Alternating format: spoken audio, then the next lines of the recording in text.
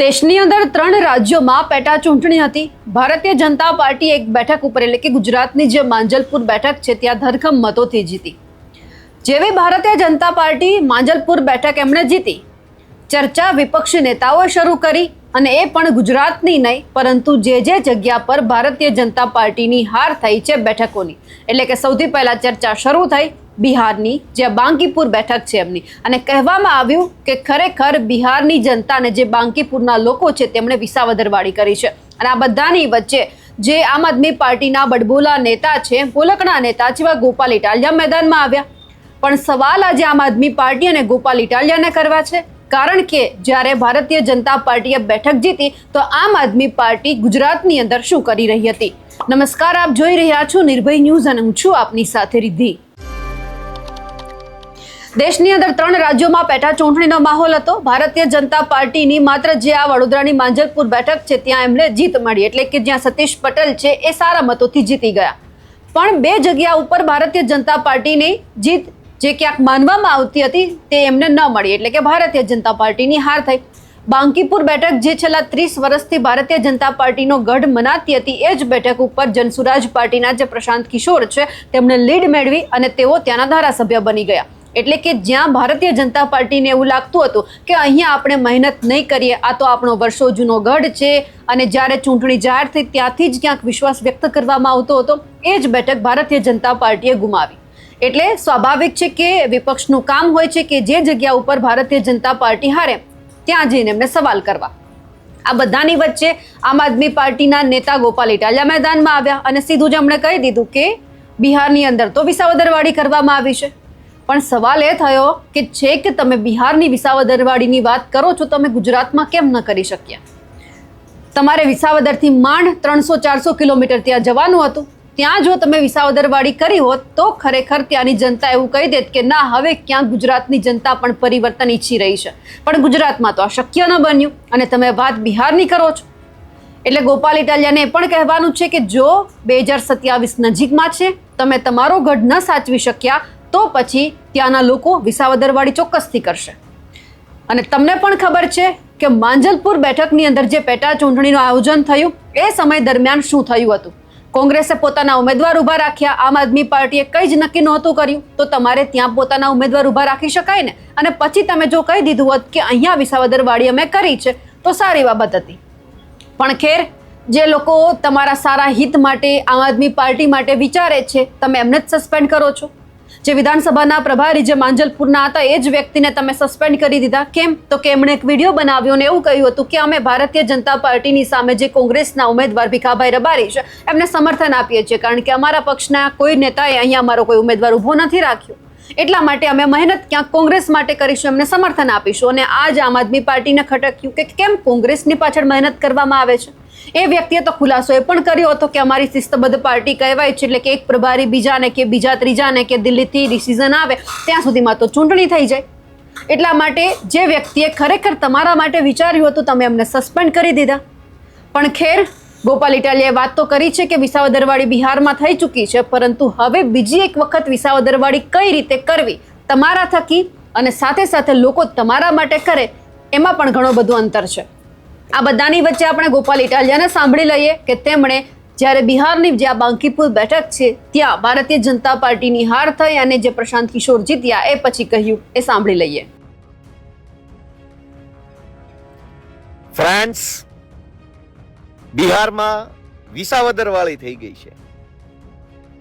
1995 થી લઈ અને 2026 સુધી સળંગ 1.5 લાખ મત મેળવીને ભાજપ જે બિહારની બાંકીપુર સીટ ઉપર જીતતું આવ્યું 1 લાખ 1.5 લાખ 1 લાખ 1.5 લાખ વોટથી, 1995 થી 2026 સુધી સળંગ ભાજપ જીત્યું, એ સીટ ઉપર અત્યારે વિસાવદરવાળી થઈ ગઈ છે।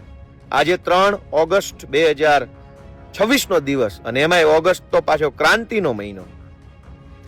ભાજપ વિશ્વની કહેવાતી સૌથી મોટી પાર્ટી, વિશ્વનું કહેવાતું સૌથી મોટું સંગઠન અને ટેન્ડર બેઝ પાર્ટી કહેવાય પાછી। એના બધા જ કાર્યકર્તાઓ ટેન્ડરના નીતિ નિયમો પ્રમાણે કામ કરતા એકદમ ટેન્ડર બેઝ પાર્ટી। વિશ્વની કહેવાતી સૌથી મોટી ટેન્ડર બેઝ પાર્ટીના રાષ્ટ્રીય અધ્યક્ષ આ બાંકીપુર સીટ ઉપરથી છેલ્લી 4 ટર્મથી એટલે કે 20 વર્ષથી સળંગ ત્યાં ચૂંટણી જીતતા આવ્યા. પછી હમણાં એમને વિશ્વની કહેવાતી સૌથી મોટી ટેન્ડર બેઝ પાર્ટીના રાષ્ટ્રીય અધ્યક્ષ બનાવ્યા. એટલે એમને ધારાસભ્યમાંથી રાજીનામું અપાવી અને સાંસદ સભ્ય રાજ્યસભાના બનાવ્યા. એટલે સીટ ખાલી પડી અને ખાલી પડેલી સીટ ઉપર પેટા ચૂંટણી આવી. આખી કેન્દ્ર સરકાર, આખી રાજ્ય સરકાર, જેમ વિસાવદરમાં માહોલ હતો એમ જ મંત્રી, સંત્રી, તંત્રી, ફંત્રી બધું જ આખી તાકાત બિહારની બાંકીપુર સીટ ઉપર લાગી ગઈ. જેમ વિસાવદરમાં આવ્યા હતા ને બધા મંત્રી, સંત્રી, તંત્રી અવેડે આંટા મારતા હતા, એમ બિહારમાં ગયા અને ભાજપના રાષ્ટ્રીય અધ્યક્ષ જે સીટ ઉપરથી સળંગ 20 વર્ષ ધારાસભ્ય રહ્યા એ સીટ અત્યારે ભાજપ હારી ચૂકી છે. એટલે વિશ્વની કહેવાતી સૌથી મોટી પાર્ટીના રાષ્ટ્રીય અધ્યક્ષના ગઢમાં બિહારની જનતાએ ગાભા કાઢી નાખ્યા છે. એ બદલ દેશવાસીઓને હું શુભેચ્છા પાઠવું છું.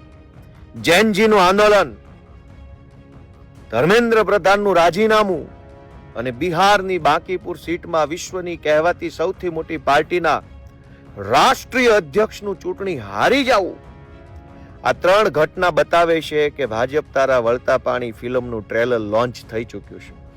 આવનારા દિવસોમાં આખું પિક્ચર દેશની જનતા સમક્ષ આવવાનું છે. દેશવાસીઓને શુભેચ્છા. સત્તાનું અભિમાન કોઈનું ક્યારેય ટક્યું નથી અને ટકશે નહીં. પ્રશાંત કિશોર બિહારની પેટા ચૂંટણી જીતી ચૂક્યા છે. ફ્રેન્ડ્સ, એને હું શુભેચ્છાઓ પાઠવું છું. અને જેમ આપણા સૌના આદરણીય મોદીજીએ એના બધા જ અભણ લોકોને કીધું કે ભાઈ વિડીયો બનાવવાનો છે, તો 2 દિવસથી જોઉં છું વાંચીને વિડીયો બનાવે છે. અને પાછો આમ ઇન્સ્ટાગ્રામના ઊભા ફોર્મેટમાં. એટલે મેં પણ હવે પ્રધાનમંત્રી શ્રીનો સંદેશ જે હતો એને મેં જરા ગંભીરતાથી લીધો. અને ફ્રેન્ડ્સ, આ ઊભો મોબાઈલ મૂકીને સેલ્ફ વિડીયો અમે રેકોર્ડ કર્યો, પણ વાંચીને નહીં, દિલમાંથી બોલીએ, આત્મવિશ્વાસ સાથે બોલીએ ને જે બોલીએ એ સચ્ચાઈ બોલીએ. ભાજપના અનેક મંત્રીઓને ઉપરથી કહેવામાં આવ્યું કે વિડીયો બનાવો, મારા બેટા આમ વિડીયો બનાવે. આજ રોજ પ્રધાનમંત્રી શ્રીએ પછી ઘડીક ઉપર જોઈ લે એટલે કોઈને ખબર ના પડે. એટલે હવે આપણે તો ડફોળ છીએ, આપણને થોડી ખબર પડે.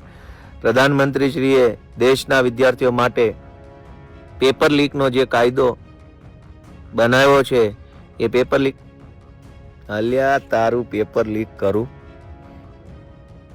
એટલે દોસ્તો, ફ્રેન્ડ્સ, બિહારથી બહુ સારા સમાચાર આવ્યા છે. બધાને શુભેચ્છા પાઠવું છું. અને આવી જ રીતે ગુજરાતની અંદર પણ જૈનજી જાગૃત થાય, ગુજરાતના ખેડૂતો જાગૃત થાય, તો જેમ બિહારમાં 20 વર્ષથી સળંગ ધારાસભ્ય ભાજપના રાષ્ટ્રીય અધ્યક્ષને ધૂળ ચાટતા કરતી હતા બિહારની જનતાએ, એમ ગુજરાતમાં પણ ભૂકા નીકળી જવામાં હવે વાર લાગે એવું નથી. જય જય ગરવી ગુજરાત. બિહારની બાંકીપુર બેઠક ઉપર તો વિસાવદરવાળી થઈ ચૂકી છે, પરંતુ હવે ગુજરાતની અંદર અને ખાસ કરીને વિસાવદરમાં જ ફરી એકવાર વિસાવદરવાળી ન થાય, લોકો વિસાવદરવાળી ન કરે, એમનું પણ ગોપાલભાઈ ધ્યાન રાખજો. અમારા અહેવાલને લઈને આપનું શું માનવું છે અને ગોપાલ ઇટાલિયાએ જે બિહાર વિશે વાત કરી છે તેમને લઈ આપ શું માનો છો, કમેન્ટ કરીને ચોક્કસથી જણાવજો. સાથે જ અમારી નિર્ભય ન્યૂઝ ચેનલને લાઇક, શેર અને સબસ્ક્રાઇબ કરવાનું ભૂલશો નહીં. નમસ્કાર.